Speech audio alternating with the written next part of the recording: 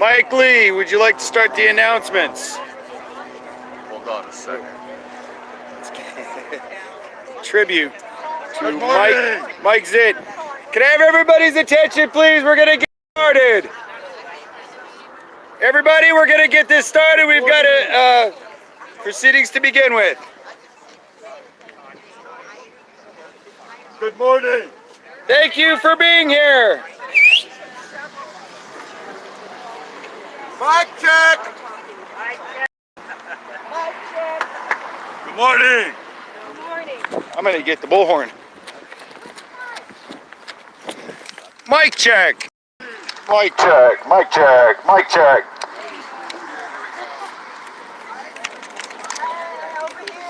Do you need this? Thank you. You're welcome. Where's the mic at? Good morning. Can anybody hear me? Thank you all for showing up. We really do appreciate it. Originally, this event was visualized as a gathering of a small group of friends, small circle of friends who have gone through some pretty gnarly stuff since 2015. Yes, this is 2020. That's over 5 years, 24/7, constantly.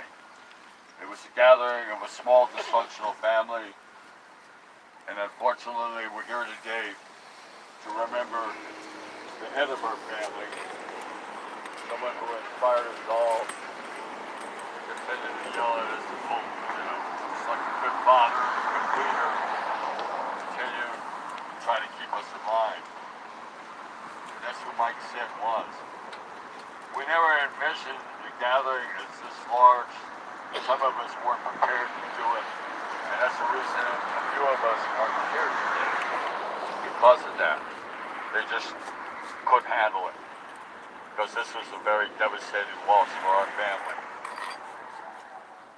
One of the things that was really concerning to me was that as we were organizing it, the word got out, and then all of a sudden people started getting upset and started issuing threats against myself. I don't appreciate that. I don't appreciate that, especially when these people that are threatening me don't even know them. We want to move on. Yeah, that was nobody here. Yeah, we want to move on with the memorial. Bust the grape and they're not here, so that's good. So they're all talk and no action. So that's my rant. Because I am still a little upset. Okay, come on. Because this is a devastating loss. We're all one blood, man. We're all one blood. The way we'd like to organize this morning is we'd like to hear from a few people, Thank you. family members, For the smudge. We're all and family. then open it up. And then open it up for general comments and discussion. Absolutely. Sort of thing. One of the things I'd like to open this up with, there is a very long-standing tradition, and it's kind of an unknown tradition because it's a tradition among hobos and tramps and people that live on the streets, and it goes back farther than I do. It was passed on to me, and it's passed on from person to person to person, and it is called a blessing, a tribute, a memory. But it is something that we have done always when we lose people that are very close to us, or people that we know. It is something that comes out of the front yards of America, from the streets of Chicago and New York, wherever poor people have been in this country. And I'd like to open it up with this ritual right now.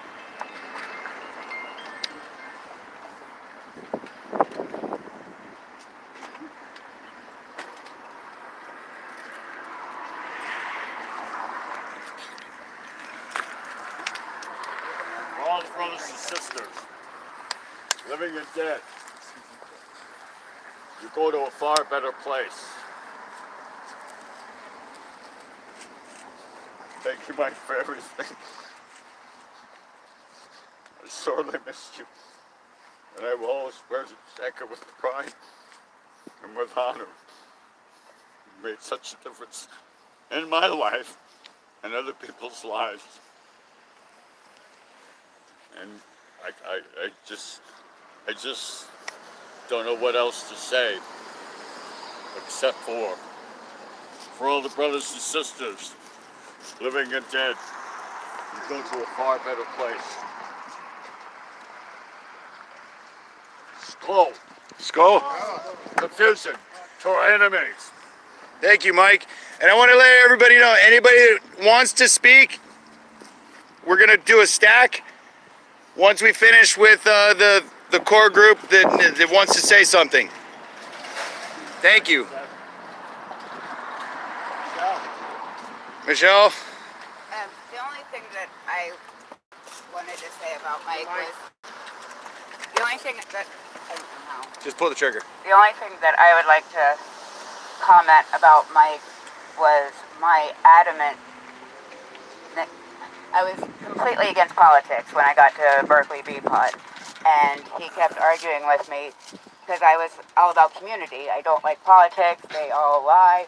And he taught me, in order to change the community, you have to go to city council meetings, you have to be involved in politics. And that was so important for me to learn. And I wish he was still here to teach me more. Thank you. James?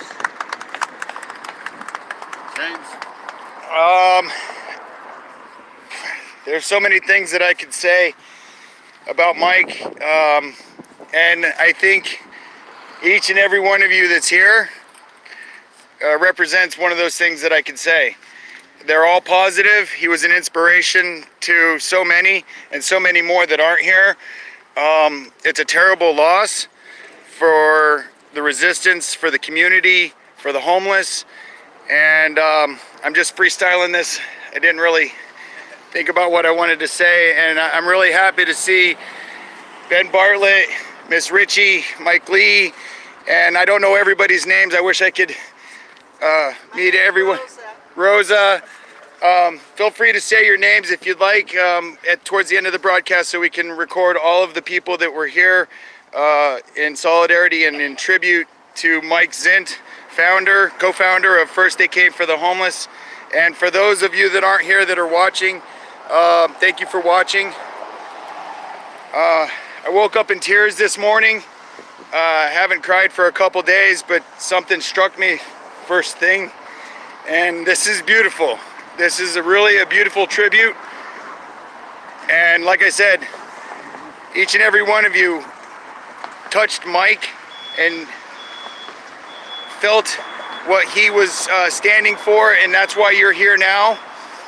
So let's continue this fight. Let's stand together, and rest in peace, my friend.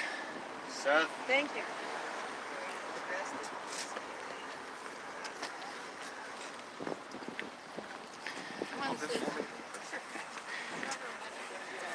I'll hold it for you. I got you. Thank you. I got you. Does anybody have a magic marker? Hi everyone, my name's Seth. I met Mike at a protest in Oakland. It must have been before 2015. And been friends with him ever since. Shortly thereafter, I started coming over to Berkeley and was watching him at the Staples. And we'd come down and offer some support. Watched him go to the post office. Watched him give housing or give shelter to my friends who were homeless. He gave me shelter. I've been walking up and down the coast the last few years, and every time I come through here, I know I always have a place at their camp. I know I always have a place wherever that Mike Zint was. And, you know, I gotta say, I miss my friend, but I look around and I see him everywhere. Because I got to watch this man single-handedly, by himself, honestly, gather you guys together, gather us all together to fight for our rights. He showed us how. And he's continued to show us how. Mike, I love you, man. And wherever you are, keep shining your light. It shines so bright. I mean, I see it in all of us. Cody? Marky? Thank you. Cody?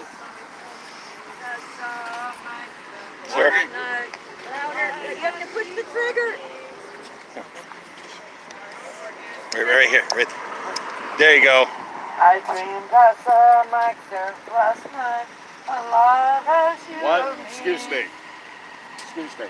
Whoa, whoa, hey! Excuse me. Excuse me. Easy, Mike. Yeah, I've lost my fucking mind. Nobody told people to do this. Last night, I was sitting in a chair and I looked up and there was Mike. He said, hey, I put in my time, I did everything, and now I'm free. And I said, Mike, I miss you. Would you like to sing? James, Sing your song. Okay. please, please. Deep, deep river. Mike's home is over Jordan. What is going on here, man? River. He wants to cross over into the homeless campground. And he's there with all of us, all the time, every time there's a tent. Thank you. It's beautiful. Margie.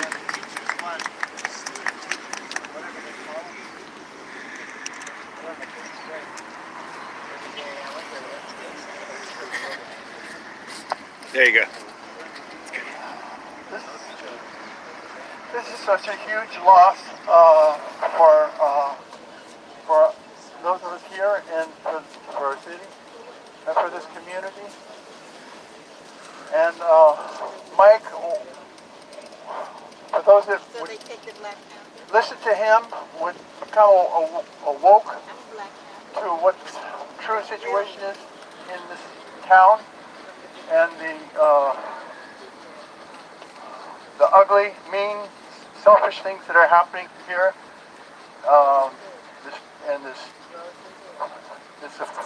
I'm sorry. Don't be sorry. You're all right.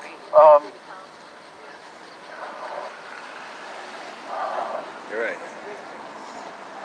Take your time. I want to speak about coming here at 4 o'clock in the morning when the city fathers would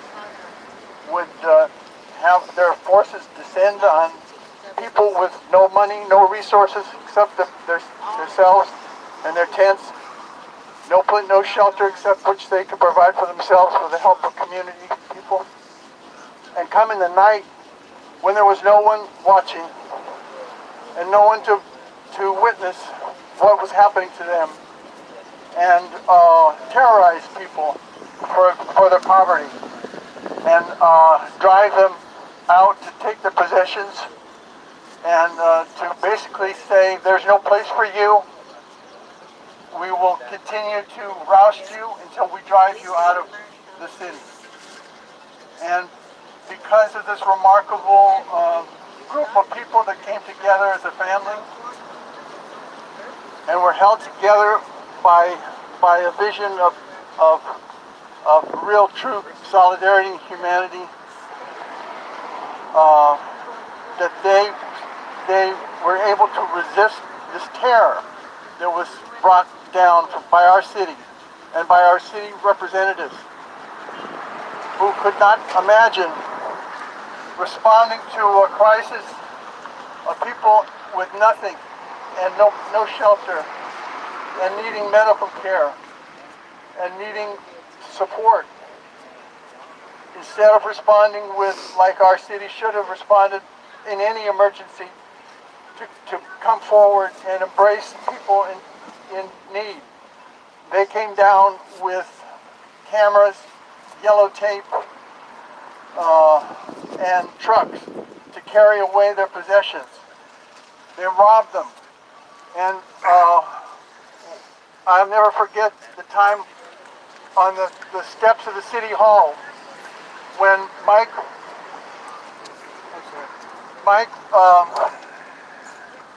was refused to move, and the police took all his possessions, including his ID and his medicine, his inhaler, and he says, "You're threatening my life. You're endangering my life." And that's exactly what they did, and that's exactly what they've been doing. And so what we experienced here was murder from a system that only loves wealth and is really an inhuman system. And Mike taught us that we have to talk, those of us in the community, that we cannot walk by and we cannot look the other way. And we have to get in the way and find a way to say to the city's fathers that if you don't come to the aid of the people in need, then you need to get out of the way, because you're destroying our community and you're destroying. Anyway, that's the end of that. Thank you. Thank you.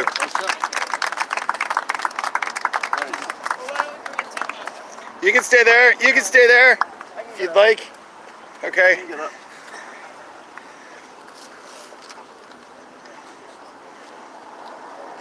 OSHA. Thank you. Can somebody hold this and I use Yes, the sir. mic? Does that work? Yes, sir. Just one second. Pull that off for me. Mic thing? Just pull it up. Right. And then you just push the button. I got the trigger. I got the trigger. Go ahead and speak right to the mic. You want to go up this way? Okay. Step there. The same day that. Okay. So, Tony, what you just said really moved me. I mean, you spoke the truth. Hold it a little bit closer to your mouth. You spoke the truth, as Mike did. I think what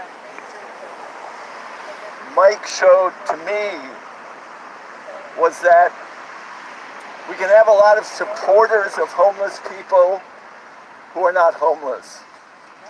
But the movement does not work unless you have the voices of the people themselves who are experiencing it.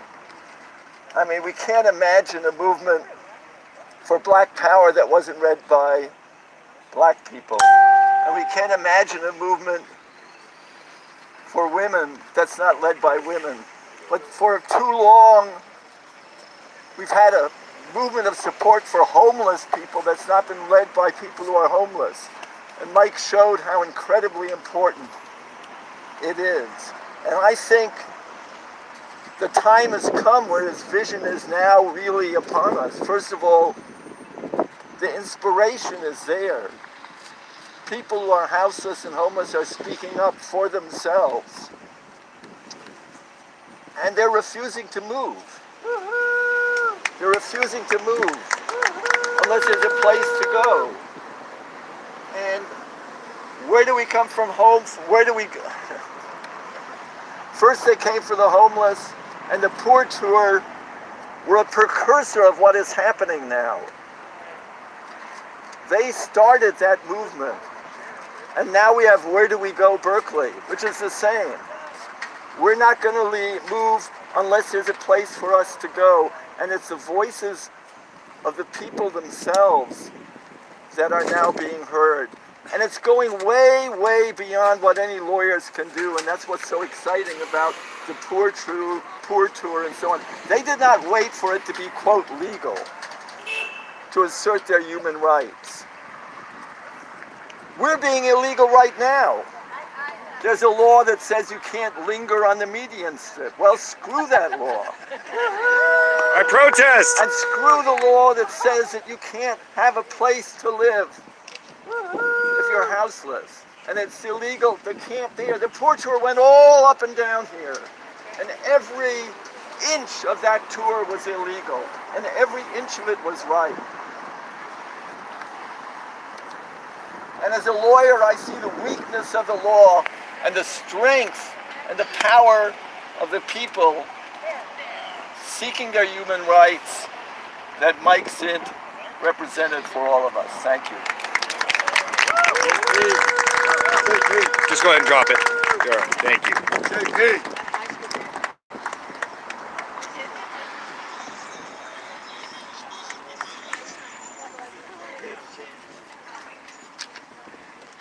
Here, let me just, yeah, you got it. Yeah. Hello? Everybody hear me? Okay. So, I first met Mike Zinn June of 2014. He was sitting at a table outside Staples. A very, very strange man, I thought. He slept under the table there. He slept there for months. I never figured out how he managed to do that, but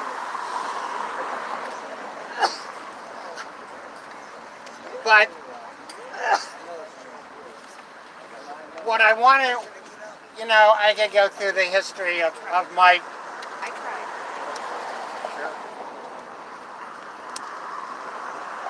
I could go through the history of what he did, but what I want to convey to you is the lesson that Mike taught me, which is you never know what's going to work. I would have sworn he would have gotten thrown out of Staples after a week. I would have sworn that there was no possible way that he and his friends would have been able to stay in front of the post office for 17 months. And yet he did. And he stayed out in front of City Hall for a month, for 2 months, however long it was. And so, to all the people who say, oh, that's not going to work, they'll never let you do it, it's not going to happen, I say, don't think that way. That's not the way to think. Yeah, a lot of things are going to fail, it's true, but you never know quite what's going to work and how long it's going to work and what effect it's going to have. So, thank you. Finally, Luna. Finally, Luna Trima. This is a portrait mod. If it wasn't for this lady, we would have starved to death on the tour.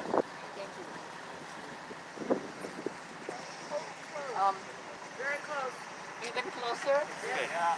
I just wanted to just talk from my heart and how mad I am, and when I'm angry, I cry. And I cry when people die that I love.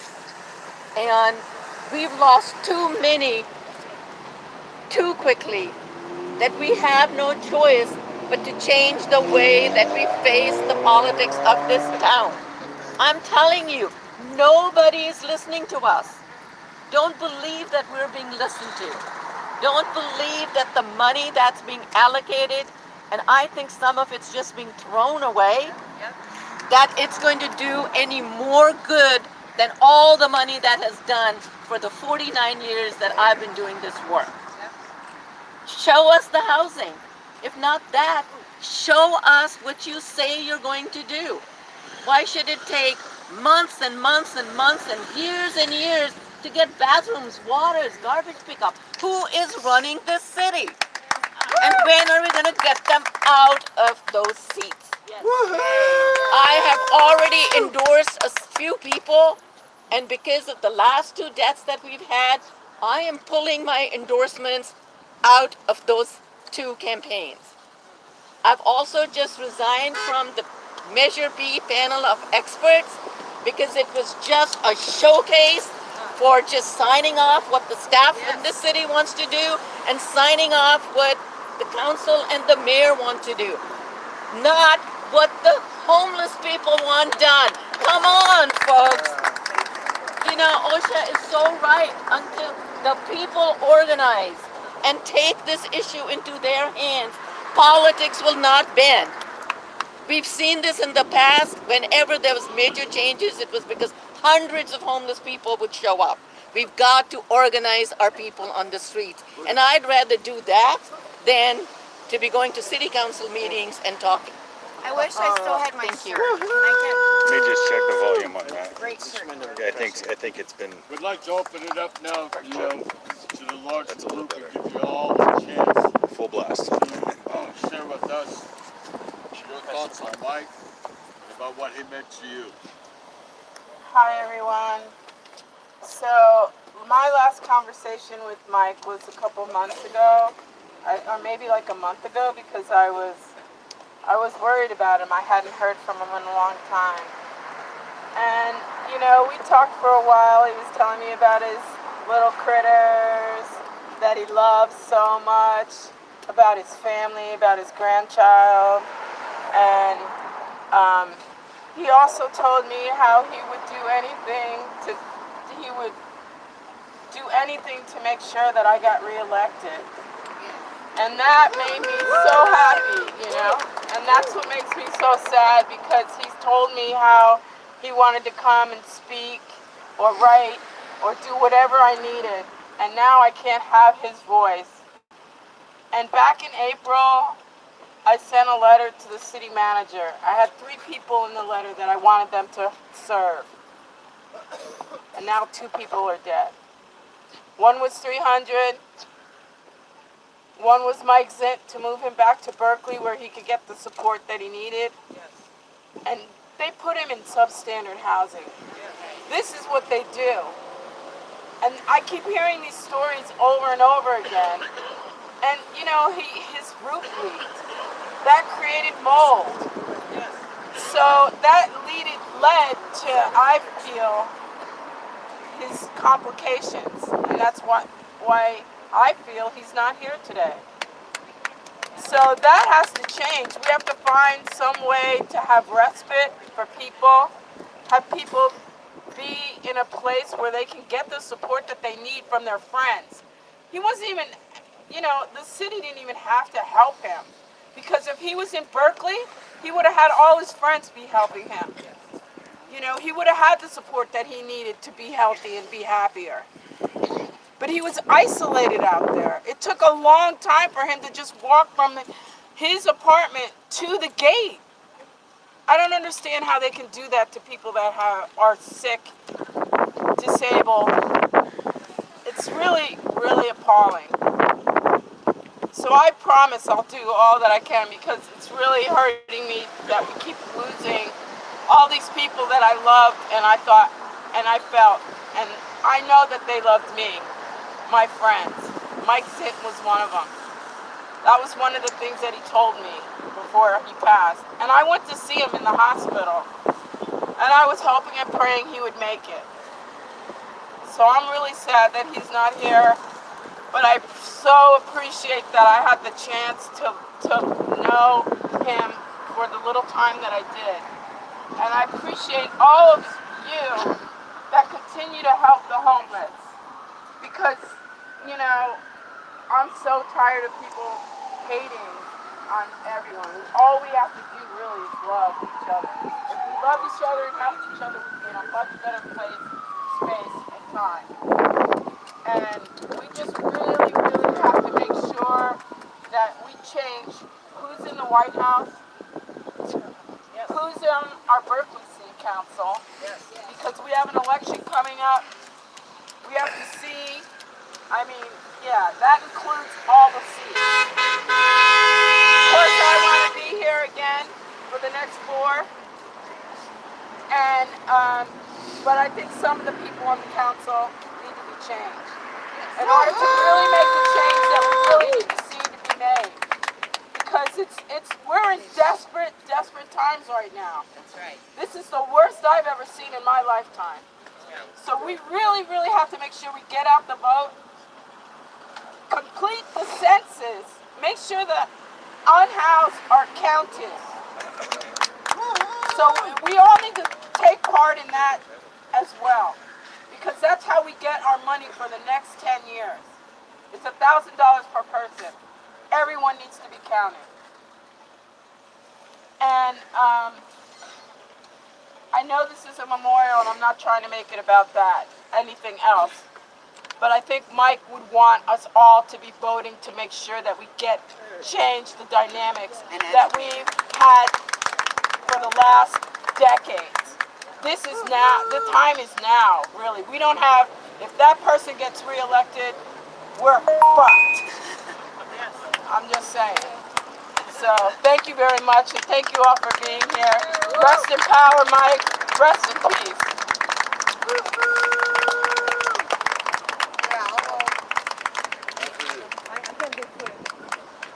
I know you want to get in here. Well, she was telling me. I told her to let me know when.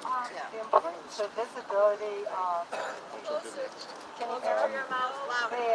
Yeah, just, I mean, I know there's a bunch of people stepping in line and stuff, so if you, the way I see it is step up, and if somebody doesn't step up before you, then And from that, they got you're more than news welcome to coverage, speak. and suddenly visibility brings the I almost attention knew we as need. much as I'm you not last. bragging about that, but I was really happy that I got to interact with Mike a lot when he was in the tent there during this time. And I'm sorry that he's gone, but again, you got to keep being out there, otherwise they'll ignore you. So anyway, thanks all of you. Yeah. Why don't you go after Raul? Barbara's Okay. And Barbara wants to go. Why don't you go after Barbara? Okay. We have one on this side also. One on this side also. And Miss Ritchie behind you. I first met Mike at Occupy SF. He told everybody, he's been very transparent about it the whole time. Police sent him into the protest because he was some homeless guy, and they wanted to disrupt Occupy SF. Everything SF did was to disrupt Occupy protesters, but 99% against the 1%. I personally think it's a smaller fraction than that. That's got us all on a treadmill running in circles and carving off of our asses. Now, I had a lot of problems with the infiltration of Occupy SF by some people who later came to me and told me that the police had sent them in and they were working for the police. That's how I met them. I had problems with the whole occupation by homeless people at Occupy SF. I think that got way out of hand and should have been raised in a lie. It looked really bad. But Mike wasn't that guy. Mike went on to do this first big camp for the homeless. That's out of that's obviously a reference to the genocide of Nazi Germany, which is basically, I think, maybe I'm alone, I won't speak for you, but I believe this is part of institutionalized genocide, depopulation, the way that Mike died and the way that Box operates. B-A-C-S, I pronounce it Box. I've seen a number of people, I know people that they have mishandled. I was just over at UCSF planning surgery and they're trying to put me into a box. And I just emailed them back the top 5 news stories on Box. They're totally corrupt. This can't be tolerated. The last conversation I had with Mike, I would always message him about who was cool that supported him and who was actually not cool that supported him. He was always really helpful with that. There's a lot of people that aren't really cool here. That being said, there's a lot of people here that are very freaking cool. The last conversation I had with Mike was on the subject of the head of the Department of Public Works in San Francisco, Mohammed Nuru. He was first put into power by when Gavin Newsom went to be the lieutenant governor. They appointed Ed Lee the mayor, and Ed Lee appointed Mohammed Nuru to come down to the Occupy camp and spray us all with chemicals, which is very, very documented. The DPW cover-up of the chemicals they were spraying with is very documented. I've got a list of all the chemicals they were using and documentation of all the people that were sprayed with it, the miscarriages, the people who couldn't go to the protest, including Mike, because they could not breathe. Clark had that problem too. I'm not saying that can be directly related to him passing, but the apartment they put him in with as you were just saying, the water, that was completely unacceptable and should have been fixed on the spot, not beforehand. Okay. Thank you. Barbara. I'm not even sure I need a megaphone. I could scream loud enough for everyone. Raise your fist in the air. We love you, Mike. We all need a cup of a sup all the way around the block. I will never forget a phone call that I got that said, "Hey Barber, you want to come down to the hub and give him a hard time?" I said, "Sure." What does that mean? Thinking I had maybe a day to protest outside of the hub, I had no idea how grandiose Mike's plans were, and I am honored to have been a part of the Poor Tour. It started out with snub by the hub. I am permanently disabled, thank you very much, fucking Radiver. And the Poor Tour, thank you very much. It is an honor that I was one of those that was knocked down during the Poor Tour. Mike never fucking gave up. And I never fucking give up. And people like Cheryl Davlin never fucking gives up.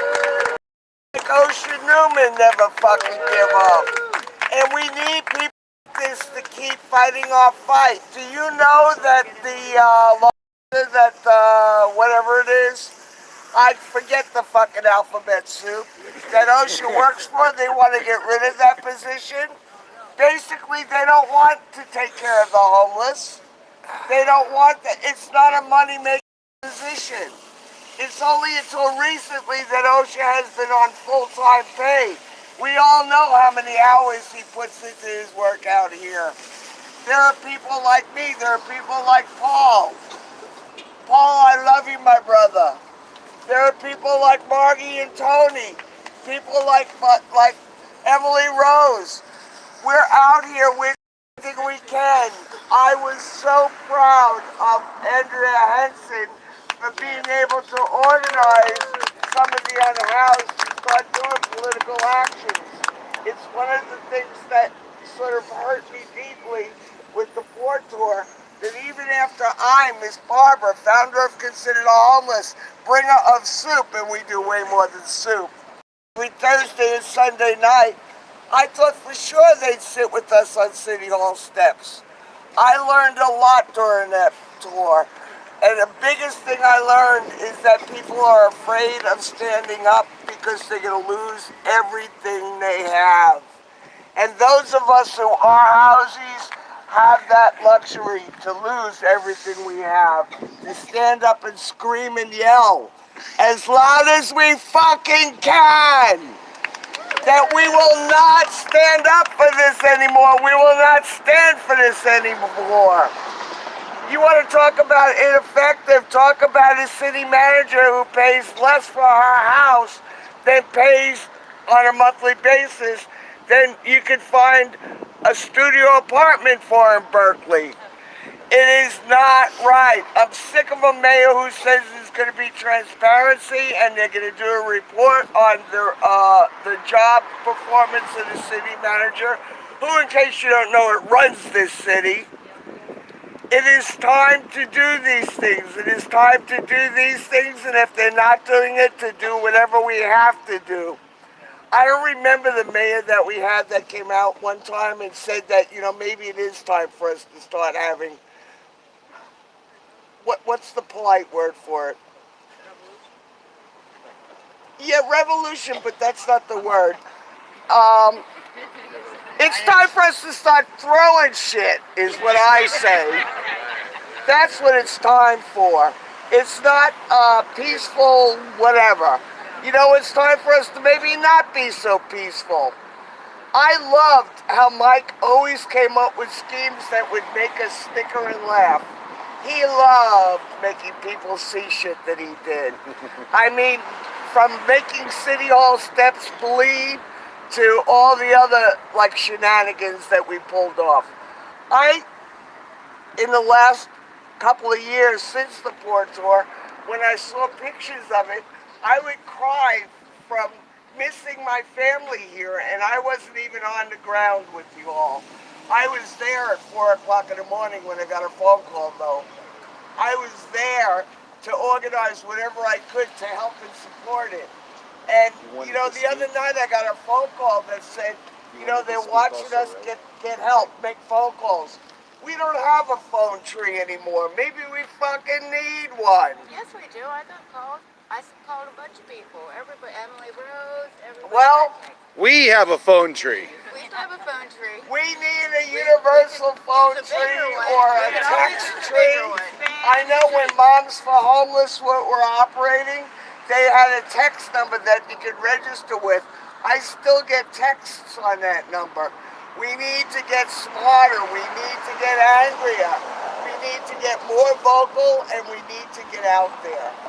And we all love Mike. He taught me so much. You have no idea how much I'm crushed by him not being here. And I thank you so much, Berkeley, for taking away the last few years of his life by putting him in a black mold infested place when he had what percentage use of his lungs? 10. And it was not from drugs. It was not from smoking. That was from a job that he had working with aquariums and the glue. I remember being at depositions about the federal case that we had, and they asked about this t-shirt. Who designed that? My question was, who do you want to know? Why do you want to know that? I designed it with Mike. We figured out how to do it, and I thought it was a fabulous idea. It is. I wish I still I had wear it. it with pride. I think we need a second edition. I working think on we need a lot. We need us to do more than just come out here now and say this. And I swear there will be an enormous party for Mike.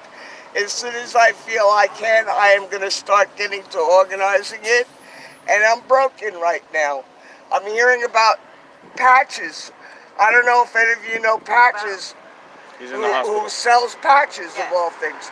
He's in ICU, not doing well. I just found out about this.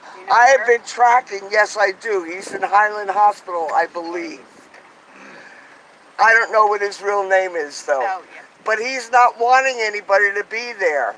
I have started tracking people on the streets who have died in the last couple of years. I've been holding memorials on the steps of New City Hall with candles and doing overnight vigils with Consider the Homeless. And Consider the Homeless has an army of 100 volunteers that go out there twice a week and keep me updated as to what's going on the streets. And we need that. We need to stay updated. We need people in the trenches. We need people not in the trenches that can't be in them. I can't be around police activity anymore. It scares the fucking hell out of me. I can barely stand up, let alone walk. But I'll do whatever I have to keep banging my pot. And I know Mike recently told someone else, and unfortunately I didn't hear from his ears, but he told someone else that he was so proud of me because I found the family of Bernadette Young Bear, who was the woman that was killed at 6th Street University by the hit and run by police chase. And I could tell just by the way it was written up that she was homeless, and that's the stuff that I do. My name and my phone number is all over the coroner's office, sadly. I'd rather it was all over somebody else's office. But the coroner contacts me to see if I can help find family. I hate that Mike Zink had to go through what he went through to get to where he is now. But I had a vision, and I want to tell you about the vision I had the night before he died. I told Sarah Menifee about it because I didn't understand it. She explained it to me. And it wasn't a dream. I don't dream very much at all, and if I do, I rarely remember them. This took about 15 seconds of a time that I was sleeping, and it was in full color, and I rarely remember if things are in color or not. And as I was on one side of the street in my car, driving one direction, and on the other side of the street, there were 5 men walking down the street in single file. In the middle of that file was Mike. They were all carrying a little bit, like, in front of them, but not hiding faces or anything. And it looked to me like they were moving somewhere or something. And I remembered one of them had blonde hair. And Sarah said those are the family that he had from SF Occupy. I heard a lot about SF Occupy. And she even named the one that had blonde hair. People that had passed before that were comrades. They were waiting for him. And I knew we were losing him, and it was horrible to watch it happen. And yes, he's, to some extent, he's right now watching us and maybe always ready to fight. And maybe now he's got to be power where you are and watch us make sure we do the right thing.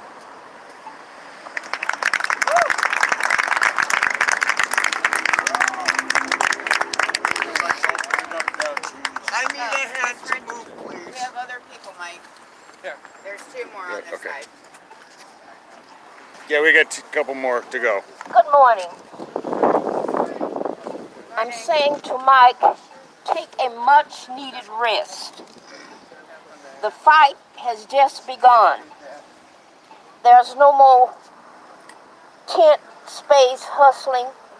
You can take your rest.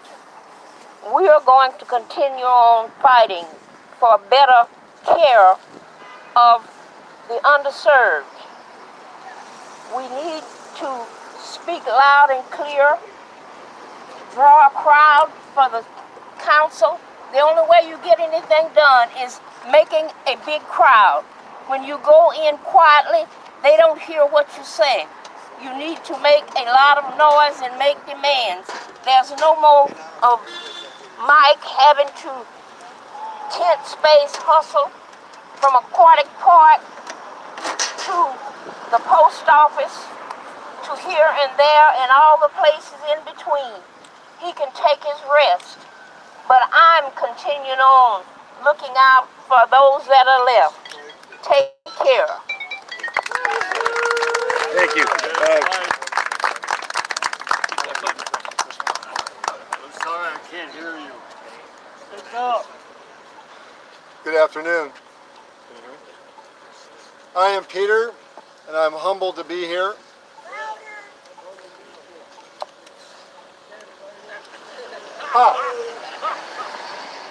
Always upside down, inside out, like the nature of this world, isn't it? I am Peter, and I am humbled to be here. When I got here, I sat down, I wrote a little poetic tribute, which I'm going to read in just a second. I'm going to shoot from the hip for a second. I knew Mike Zint. I didn't know him very well, but I knew him well enough to know that when I got invited to come here, I was definitely coming here. So thank you, Sam, thank you, Michelle, and thank you, James. It didn't seem so long ago that people used to complain about and talk to German people, said, how come you didn't know what was going on in Germany? How is it that somehow we become good Germans?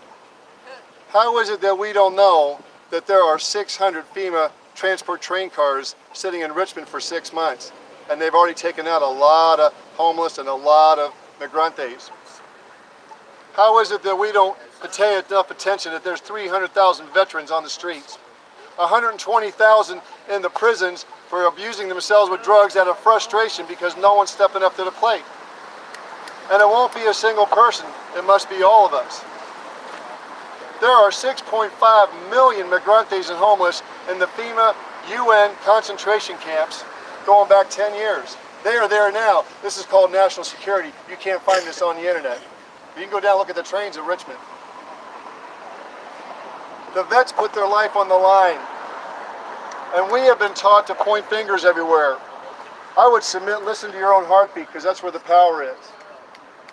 Even half of law enforcement are veterans. And they are somehow stuck in the middle of a satanic riddle, which they cannot be released from unless we release them. They say we're a nation that's built on laws, that's built on the 10 Commandments, but were never followed because the commandment against murder always included the animals from the time of Moses, and it was never followed. To break one breaks them all. So there's a prophecy of a 40-day shutdown, and I'm speaking to the most powerful people in the most powerful state on the planet. The answer will never be with political will. You got no power there. You know that. Because every time you got someone that wants to help out in that realm, they're always overwhelmed. The political animal is thoroughly corrupt. It's the spiritual animal that works between our hearts is where all the power lies. So,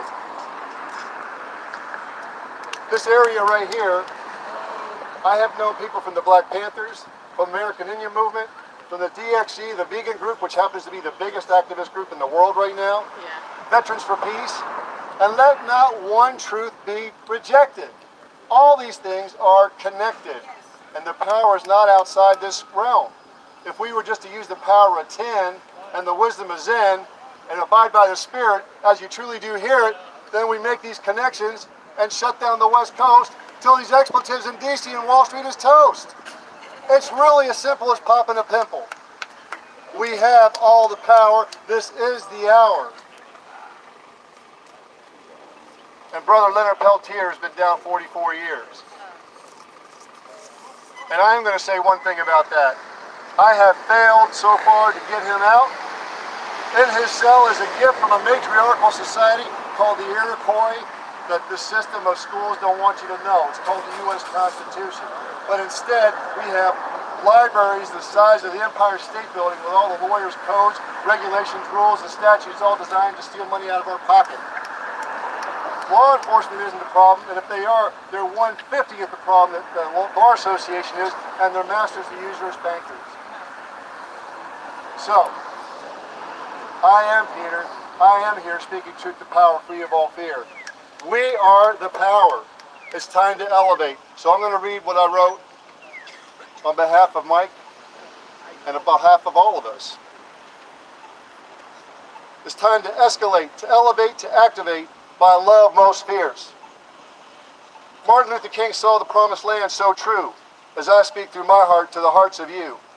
We are all homeless till we be home, fully disconnected from corruptions of Rome. We lost Michael Clift, and now Mike Zint. To know them we were wealthy, for knowing them was like connecting to a spiritual mint. They be angels among us, to many quite clear. I am Peter, speaking truth to power, free of all fear. As it's been today given, it be 2020. As we be the true warriors of strength, we have plenty.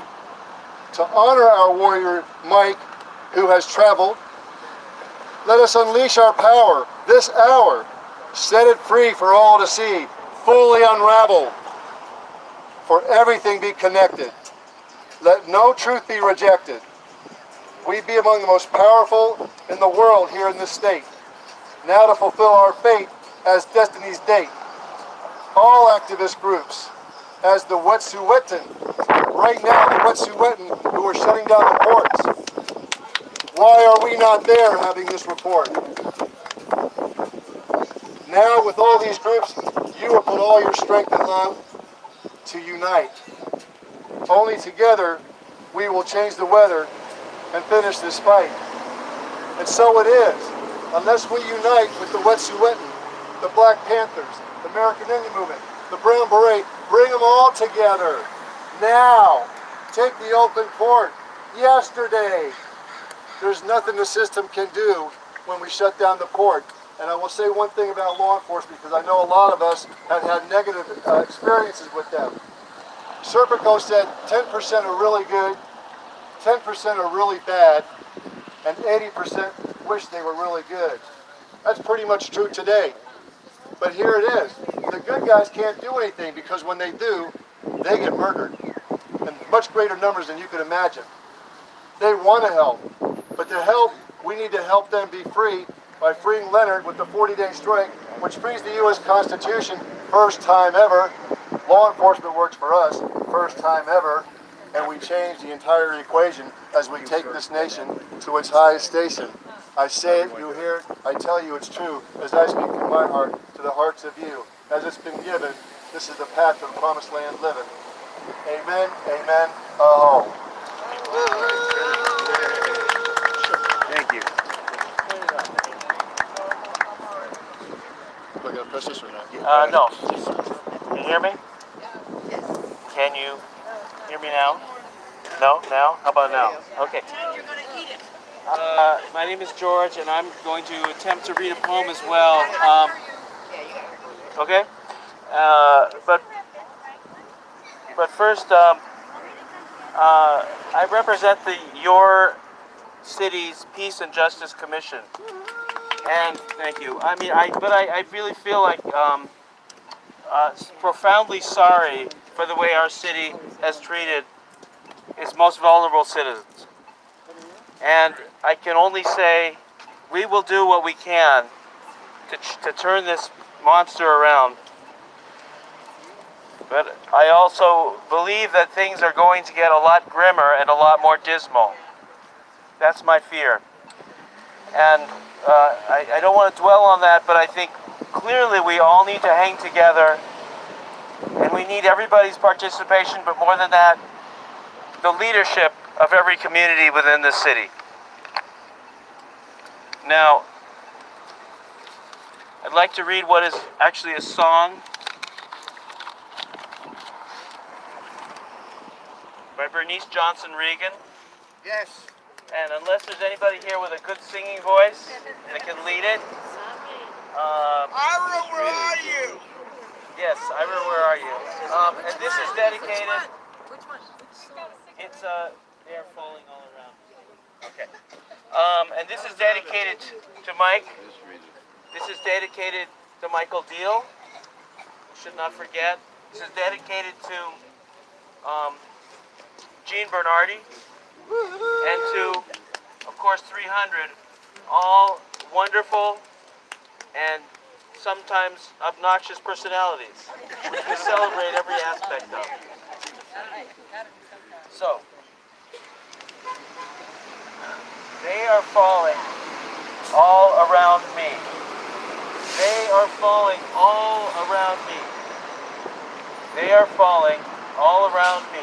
The strongest leaves of my tree. Every paper brings the news that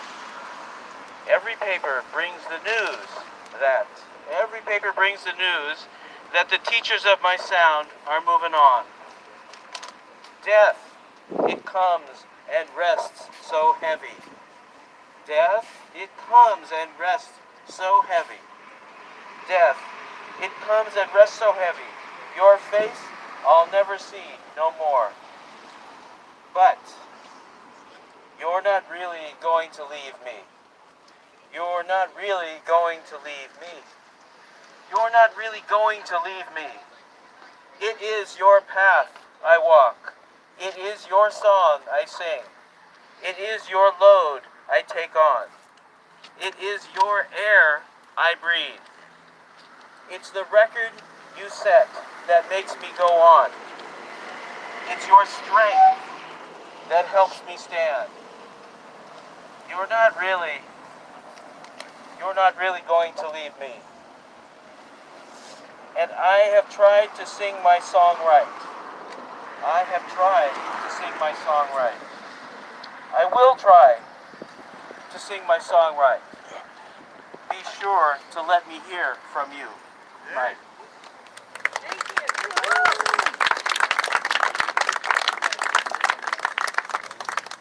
Okay, here's another song by Bernice Regan that everybody can sing along with.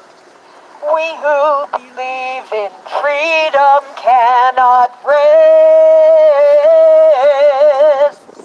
We who believe in freedom cannot rest until it comes. We who believe in freedom cannot rest.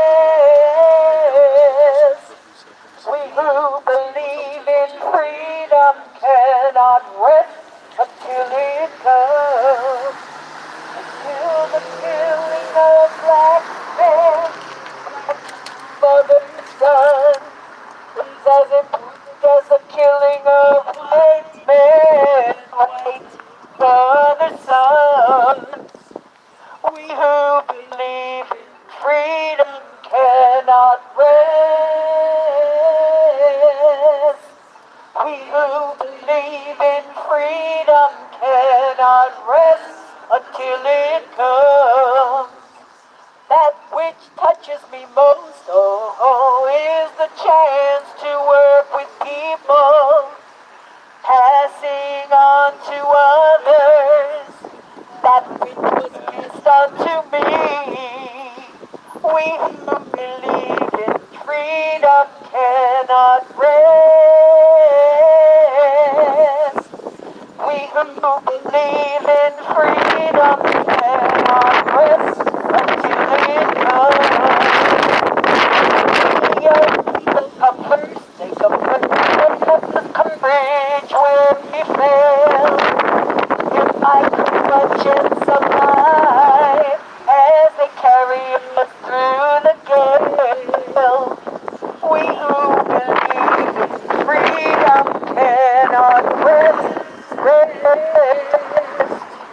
think the batteries are dying. Believe in freedom and let not rest. Yes.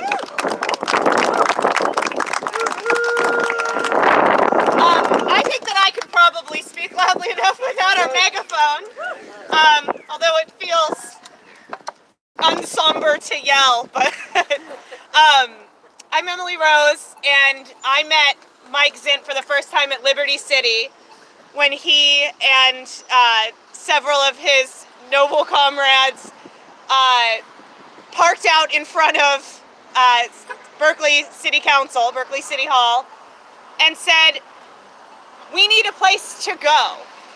You want us to be invisible. You want us to be oppressed. You want us to live in shadows, and we are not going to do that any longer. We are human beings. We have a right to live.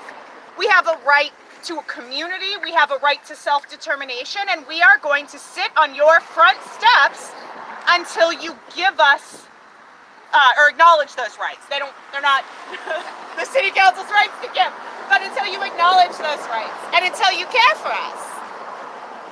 And of course, city council said, "Nah, we don't care about that." And they sent in the cops to raid Liberty City, and they arrested Mike, and they arrested several others for unlawful lodging.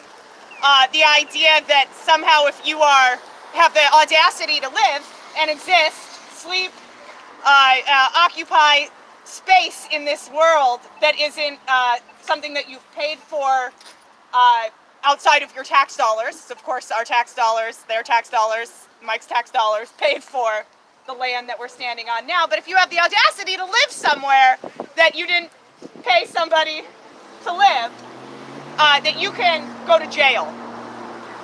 And I had the honor of representing him and some of the folks who were arrested in court until the day of trial, when the prosecutor was like, "No, it's cool, you guys go ahead, we're not going to try this case."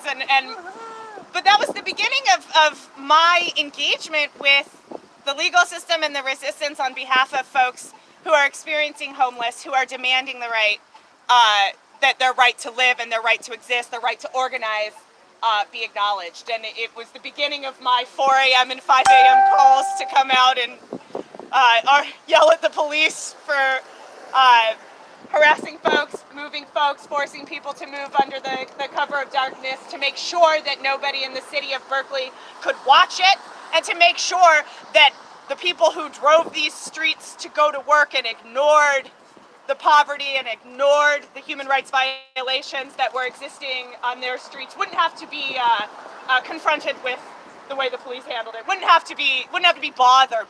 Their commute wouldn't have to be interrupted. It was important to come in the cover of darkness so that the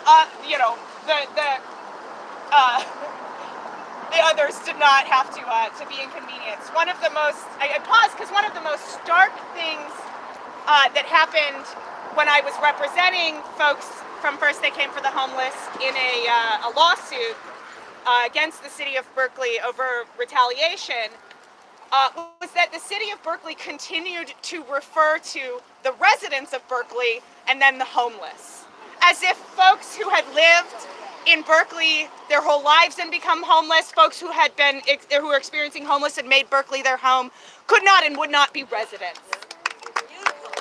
And it was one of the most stark examples of how othered, how disrespected folks who are experiencing homeless are at the very base level, that they're not even considered a part of the community in which they live. Mike and I have had wonderful, fun times together, and we've had powerful arguments against one another, mostly when I was preparing him for his testimony in court. I kept telling me something, and I was like, "Great, say exactly that." And then we practiced the question, and he'd say something different. I'm gonna throttle him. And anybody who knows Mike knows that feeling. He was a very special person, and I'm very honored to have known him, and very honored that he brought me into the fight in the roles, in ways that I can contribute. And I'm sorry that in his lifetime that we never got a victory in court, a victory that he so longed for, so deserved. A victory that didn't even come when, you know, a jury acquitted him, you know, a jury would have acquitted him for unlawful lodging, right? But he started a fight for which there have been a lot of victories. OSHA talked about the Where Do We Go encampment, but there was also the folks on Caltrans who live in Berkeley on Caltrans land who are now going to be compensated due to the hard work of individuals who are standing up for themselves and the lawyers who are privileged enough to work with them. They're going to be compensated for the land, or for the property, excuse me, that Caltrans has destroyed of theirs. They're going to be treated with respect because of that.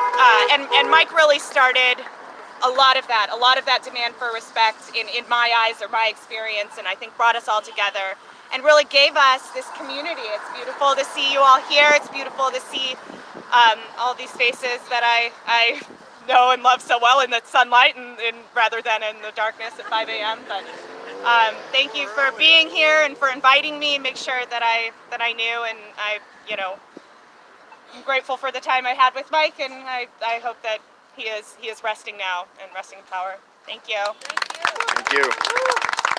Thank you, Emily. Is there any other person out there that would like to say something? Excellent. Russell Bates. The batteries are dying. We'll give it a shot. All right, here we go. Capitalism killed Mike Zink. Okay. Gentricide killed Mike Zink. The Berkeley City Council, the majority of the Berkeley City Council, along with the Berkeley City Manager and the Berkeley City Attorney, killed Mike Zink. This City Council was allowing these people with loads and loads of money to come in and sick their dogs, otherwise known as the police, on unhoused people and anybody and everybody that stands up to the City Council and the police. Yesterday, I was honored to be amongst students who took over the dining hall at the University of California in support of the teaching assistants who are demanding a cost of living raise in Santa Cruz. Cost of living raise. I mean, it's amazing that people have to go on strike and risk losing their jobs just to get enough money to survive. People are being forced out of the city of Berkeley because of the rising rents going on. Totally wrong, totally immoral. You know, the only sound I want to hear after a while is the sound of a guillotine blade coming down. Bang, bang, bang. Because I'm getting real sick of these people, fucking people over. They're pissing me off. Mike Zink, rest in peace, brother. Please, peace be upon you, man. Somebody dropped off some donuts the other day. They're not for the cops, they're for all of us. There's some more donuts. Hello. I met Mike years ago. I talked to him and realized I was in the presence of a very important voice in the history of our people. But one of the things that grabbed me and still grabs me, and I think is really important, because I've had so many arguments about it, is the name, that first they came for the homeless. We know what poem that's from. Shout it out, Steve. What? Shout it out. First they came for the homeless. But the next line is, then they came for me. Then they came for the immigrants. And they have always come for the African Americans.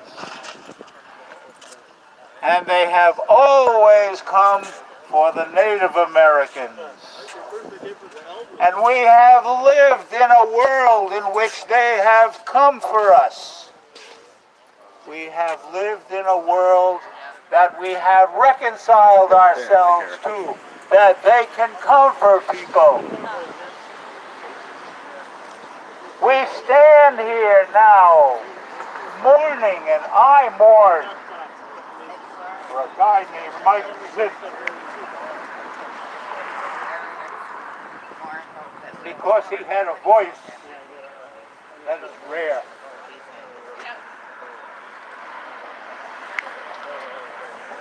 But they cannot come for all of us.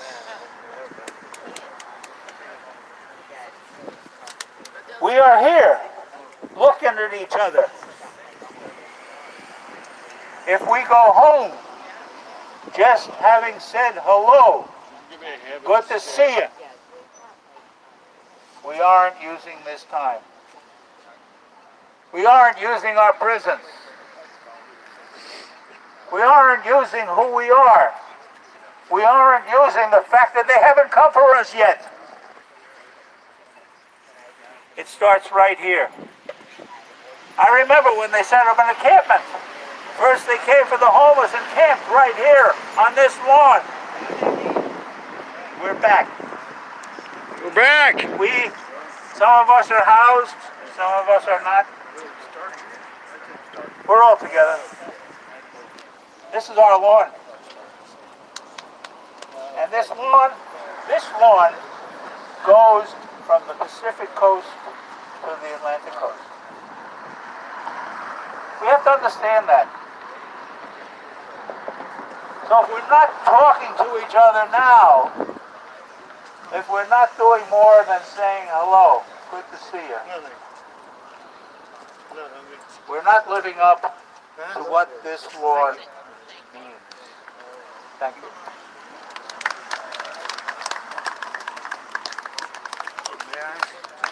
You may. It's crapping out. Is it crapping out? You want to give it a shot? My Okay. name's Kent Doe. I'm from the here-there camp. And I've been there about 4 years now. And I went in the other day to the city council, to the city office. And I finally got, to the senior center, I'm sorry. Finally got a worker who's got my name on the list. And I find I'm on the name, on the list for a lot of people that are doing nothing for me. So I was thankful for Kent, and I never felt safer in a homeless camp in my life. That's what he set up there, was the common rules and the way it was run. And I just want to say that I'm sorry for his demise. He's gone before his time, and his work is not done yet. So all these people here who care about him or care about the movement, get the work done. I'm doing my best, and by getting through the city system myself. And I just wanted to say rest in peace, Mike. Thank you. Thank you. And I'm sure we have more speakers. I want to make one quick announcement. Everything that everybody has said is 100% true. But I came here a couple days ago because I knew all of you were coming and I wanted to be here ready for you. So I did some chalking. And this is the first they came for the homeless Mike Zint Memorial We're Still Here Tour 2020. And it started a couple days ago. It is officially kicked off with everybody here.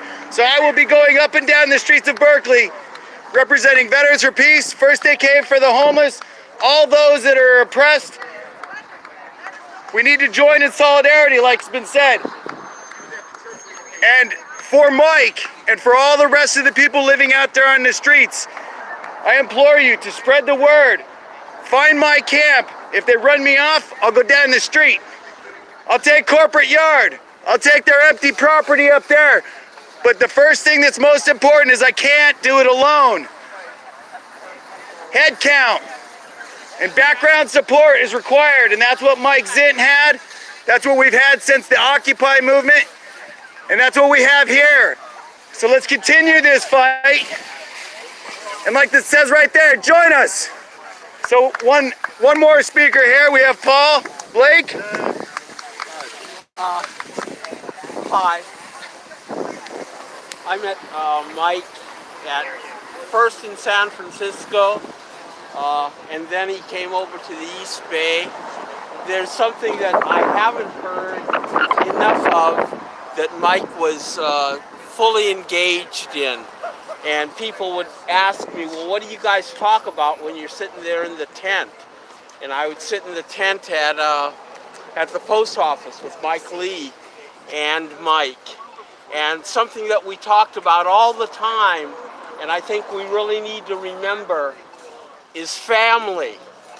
Mike viewed us all as family. We are all family, and we need to think about that constantly, because we're going to be oppressed constantly. But we are family, and that's what I took with Mike. That's what we would talk about. We would talk about what it looks like from the outside of the tent looking in, versus being on the inside of the tent looking out. It's a different color, it's a different look. And we need to be family, looking out and joining together as family. I don't want to take up people's time. One word, family. We are all family. Family! Jake, would you like to say anything? Okay. Is there anybody else that would like to speak before I end this recording, documenting this historic gathering? I could go through I want to add one thing on my You'd like to add on? Yeah, I want to add on. Okay. This is for the city council and the police. So when you come for me, I'm not going to go without my stuff. So don't think you're going to come over and get me and take my stuff just because I'm homeless. You're not allowed to take people's property from them. As far as I'm concerned, you give me time to move out, then I'll move out. But you don't come and take my stuff and put it in a dumpster. That's not right. I agree. There's no way you don't push me under the carpet because I'm homeless. Thank you. Thank you. Give me a hug. Give me a hug, man. Thank you. Pleasure. You got something to say? I know you knew the guy. I knew the guy, and I think he was a great guy. I've only seen him maybe 3 times, the times that he's come to our camps with the events that went on, and he's a really good guy. He's a really good guy, and he's, I can't believe that this lasted for 9 years. And still going. We're not done yet. Not done yet, man. It's gonna keep going. And for the public, can you give yourself your street name or your? I'm JD, J DeMello, man. There you have it. Yeah. Another speaker. I still go down that supporting the First Day Camp for the Homeless and missing our good friend Mike Zint. People are going to start wandering away now. It's been a beautiful gathering. Raul, did you have anything you wanted to close out this broadcast with? Oh, I could have read something, but I'm cool. Okay. Thank you very much. Thank everybody for tuning in. I'll do some more chalk art. Some chalk art. And that's it. We'll see you next time.